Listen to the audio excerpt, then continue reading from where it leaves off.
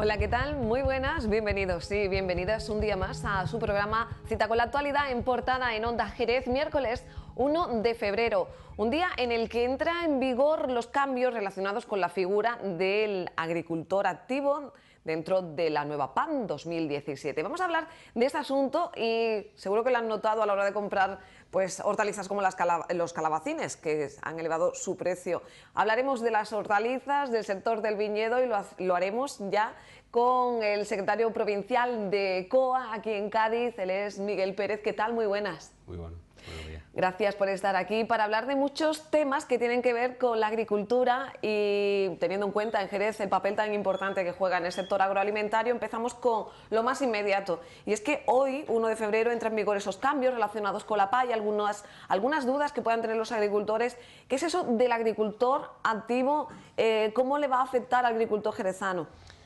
Bueno, el agricultor activo es una figura creada desde el punto de vista legal, administrativo, que en principio es la puerta de entrada para que un solicitante de la PAC pueda obtener ayuda. Aquel que no tiene la calificación de agricultor activo no puede obtener ayuda. Esto en principio generó muchas expectativas cuando se reformó la PAC y entró en vigor la norma que tenemos actualmente, porque nosotros pedíamos que de alguna forma se protegiera a aquel agricultor que vivía exclusivamente de lo que es la agricultura y que solamente éste pudiera ser catalogado como agricultor activo, eran nuestras pretensiones.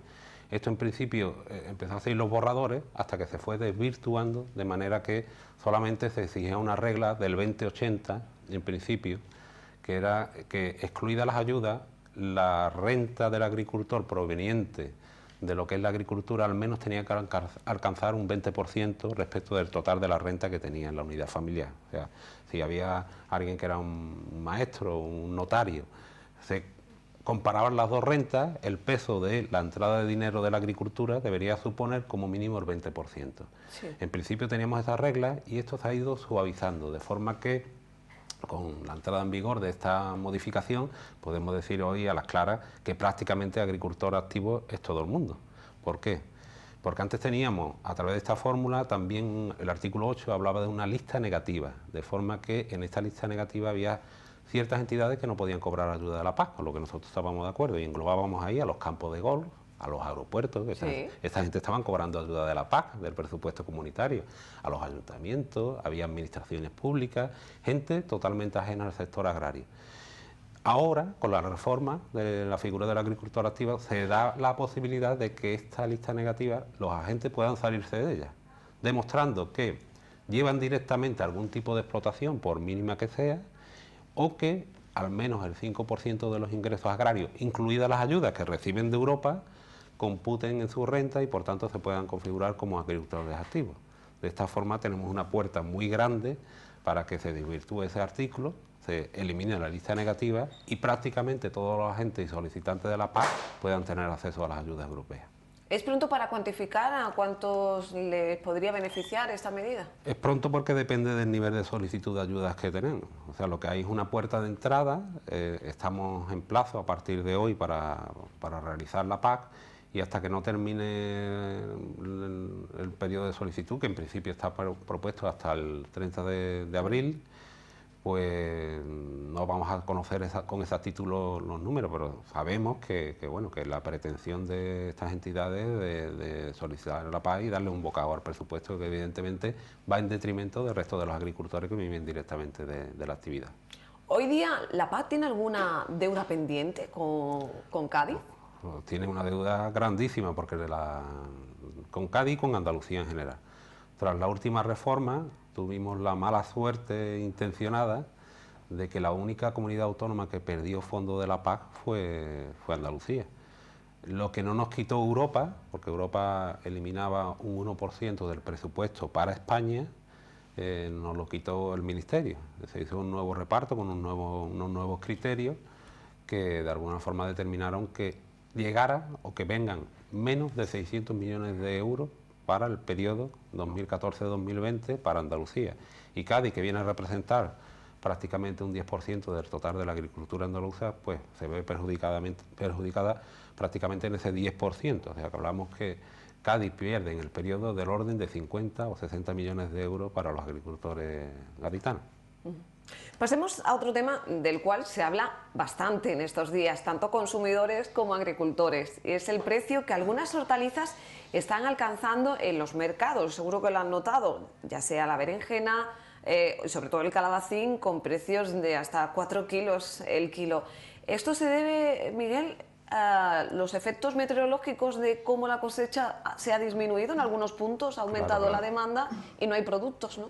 La zona productora de hortícolas es la zona del Mediterráneo, de Grecia, Italia, España, Portugal, y se ha congelado prácticamente todos estos países. Donde únicamente hemos podido producir, y a duras penas, es en el arco mediterráneo español, desde Almería hasta la zona gaditana, y esto ha hecho que, bueno, que funcione la ley de la oferta y la demanda, ¿no? Que pocas veces funciona en agricultura, pero sí es verdad que en el asunto de las hortícolas, ahí sí tenemos un mercado muy duro, ¿no? Que responde a las pautas normalmente, ¿no? Con permiso de algunos entes intermediarios que también se llevan su parte y algunas veces de una forma desmedida.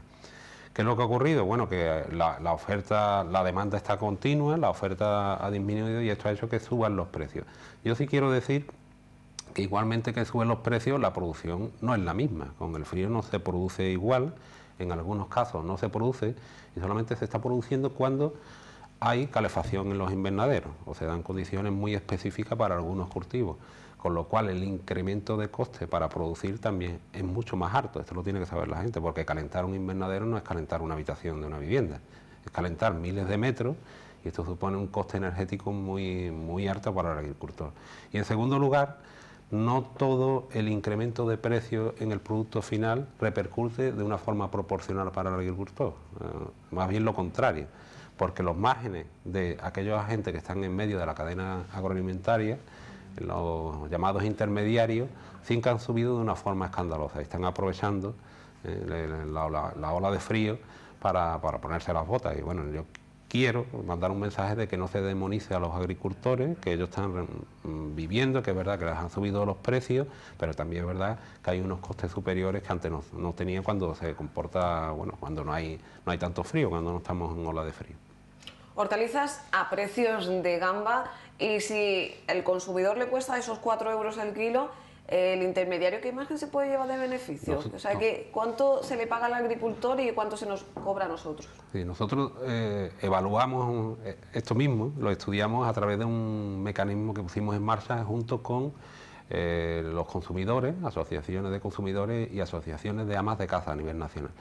Y mensualmente hacemos un estudio estadístico, que es que marcamos el índice que le llamamos IPO, que es el índice que marca la diferencia entre el precio de origen y el precio de destino que paga finalmente el consumidor. Y bueno, lo que le puedo decir es que al final de año nunca baja la diferencia del 450%. Es mucho, ¿no? Está muchísimo, muchísimo. Y esa diferencia no repercute en la mayoría de los casos en el agricultor. Y además el agricultor ha trabajado en muchísimas ocasiones en algunos productos por debajo de los costes de producción, con lo cual el margen grande te lo están llevando los intermediarios. Dos perjudicados, por abajo el agricultor y por encima el consumidor final, que es el que paga finalmente el producto a un precio muy elevado. Todavía, y eso que lo habéis reclamado muchas veces en COA, el consumidor desconoce esa política de precios. ¿Qué se está haciendo al respecto para que al final en los supermercados, en los comercios, podamos realmente saber cuánto le cuesta al agricultor ese artículo, ¿no? Ese producto, y a nosotros? Nosotros hemos llevamos mucho tiempo demandando, bueno, en primer lugar haciendo una campaña para que la ciudadanía en general conozca este asunto, porque hasta no hace tanto tiempo el culpable era el agricultor, y era lógico, el consumidor iba a la estantería y veía un producto muy caro, el principal culpable, bueno, se está poniendo las botas del agricultor, y no es así. A través de muchas campañas que nosotros denominábamos con acciones de mercado transparente, y hacíamos unos actos informativos en donde el consumidor pagaba realmente lo que cobraba el agricultor, y además le hacíamos una comparativa con el precio medio que había en los supermercados, y se daban cuenta lo barato que estaba vendiendo el agricultor y lo barato que podían comprar las frutas y hortalizas. Además, una campaña de sensibilización también junto con consumidores, con amas de caza, de forma que le diéramos la vuelta a la opinión pública. Y yo creo que eso en medio lo hemos conseguido, ¿no? Ya la ciudadanía en medio está consciente. Pero también estamos solicitando medidas del gobierno diciendo que la cadena agroalimentaria hay que ordenarla. Lo que no se puede actuar es a través de la ley del más fuerte, porque los intermediarios son cuatro compradores, logísticamente muy bien organizados, y por abajo estamos atomizados muchísimos agricultores, que no estamos organizados, por desgracia. Y bueno, lo que se produce es un abuso, se producen ventas a pérdida, se producen márgenes, como hemos comentado, absolutamente escandalosos. Y esto de alguna forma había que ponerle coto, con una intervención mínima desde el punto de vista de la administración, pero sí que es verdad que hay que ponerle tope a algunas situaciones y a algunos abusos que se dan dentro de la cadena agroalimentaria. Para acabar con esos intermediarios, los agricultores de aquí de la zona, del entorno de la campiña de Jerez, ¿qué podrían hacer? Bueno, sobre esto no hay una varita mágica, pero sí es verdad que en referencia a que estamos muy atomizados, o sea, muy desorganizados por abajo, sería deseable que tuviéramos cooperativas muy potentes. España y Andalucía en particular tienen que aprender de otros países, por ejemplo Holanda, que tienen macro cooperativas que son potentes, que tienen la capacidad de influir finalmente en el precio cuando vende. Porque el problema es que el agricultor, cuando vende a un intermediario, no puede disponer cuánto quiere por su producto. Entra en el mercado y quien dispone es el de arriba. Si tú tienes un instrumento potente a través de una cooperativa o cualquier tipo de sociedad mercantil, posiblemente puedas influir de forma positiva en el establecimiento de precios. Esa sería una medida bastante deseable. Regresan las lluvias y ¿a qué cultivos le van a venir bien estas precipitaciones, siempre que no sean en demasía? Bueno, ahora que lo normal es que llueva, lo primero que hay que decir es que nos viene muy bien para el embalse de agua, que no estamos en los mismos niveles que el año pasado, que estamos aproximadamente por encima del 50%, 56% de media en los embalses gaditanos, y bueno, y eso sería lo primero para luego afrontar no solamente el abastecimiento urbano de uso de bocas, sino también la época de regadío. Y posiblemente ahora los que más contentos estamos somos los viñistas, los cultivos leñosos, el olivar y sobre todo los cereales y la ganadería. Los cereales, el trigo necesita el agua tal como está cayendo, quizás la de la semana pasada vino un poquito tarde, pero bueno, se ha podido sembrar el resto del trigo y el que estaba sembrado se ha aliviado y los abonados también han funcionado. Y sobre todo también el ganado. El ganado necesita pasto, el ganado extensivo, que Cádiz es un referente en este sector, y además cada vez que llueve significa que no hay aporte de pienso y un alivio para el bolsillo de los ganaderos. Hablando del sector del viñedo, el otro día conocemos algunos datos, como por ejemplo el hecho de que se han aumentado en un 3% las ventas de nuestros vinos, los vinos de Jerez al extranjero, siendo Gran Bretaña el principal consumidor. ¿Corren buenos tiempos para el viñista, para el pequeño viñista? Yo creo que con este tema hay que ser muy sincero. Las ventas han bajado este año. Sí es verdad que si se analiza Estamos hablando de exportaciones. Sí, yo hablo de ventas totales, han bajado. Ojalá pudiera decir lo contrario y lo celebramos todo, pero las ventas totales han bajado. Sí es cierto que parece que se está tocando ya suelo respecto de la bajada, porque había mercados que estaban cayendo en picado, y también es cierto que las ventas a nivel nacional están subiendo, que es una gran noticia, que el vino de Jerez en España sigue siendo un desconocido, y cada vez que se hacen actuaciones, y yo creo que las cosas se están haciendo bien, aunque son mejorables, repercuten las estadísticas de una forma muy positiva en un mercado que es mucho más cercano, que es el nacional y es el que debiera ser el nuestro de forma natural. Y bueno, yo creo que también hay el vino de Jerez está de moda y nos alegramos. Y tenemos que decir que esta sensación de bonanza todavía no ha llegado a los viñistas. Los viñistas seguimos cobrando muy poco dinero por el kilo de uva. ¿Cuánto? Porque, ahora mismo estamos en torno, hablo en peseta o en céntimos, en torno no llega a los 40 céntimos la mayoría de los casos por kilo de uva. Y los costes de producción en el viñedo de Jerez son los más altos que se conocen en España. No hay viñedos en secano que tengan un nivel de exigencia más alto en jornales y en labores. Por tanto, si queremos mantener todo el barco unido, deberíamos todos beneficiarnos de ese momento de bonanza del vino de Jerez.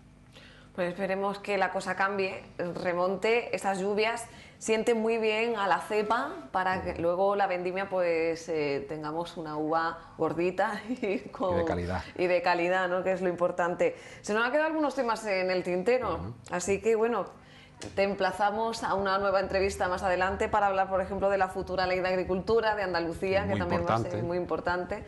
Si no me permiten rápidamente, esa futura ley.